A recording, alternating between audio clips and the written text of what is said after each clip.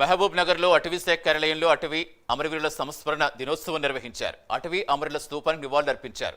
అమరవీరుల సంస్మరణ దినోత్సవం సందర్భంగా రక్తదాన శిబిరం నిర్వహించారు.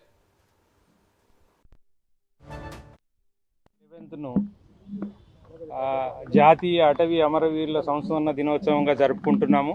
సో ఇది దేశవ్యాప్తంగా వివిధ స్థాయిల్లో పనిచేసేటువంటి అటవీ సిబ్బంది వాళ్ళ కర్తవ్య నిర్వహణలో భాగంగా మరి అడవులను కాపాడడంలో ఎంక్రోచ్మెంట్స్ నుంచి కానీ స్మగ్లర్స్ నుంచి కానీ అటవీ సంపదను కాపాడడంలో అదేవిధంగా వన్యప్రాణులను సంరక్షించేటువంటి భాగంగా వాళ్ళ యొక్క ప్రాణాలను అర్పించి అంటే త్యాగం చేసినటువంటి అమరవీరులందరినీ కూడా ఈరోజు మనం స్మరించుకుంటూ ఈ రోజును మనము జరుపుకుంటున్నాము.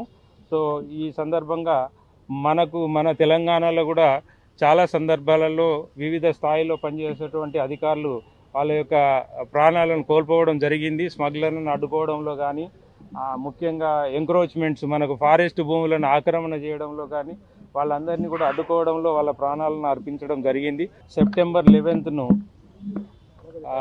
జాతీయ అటవీ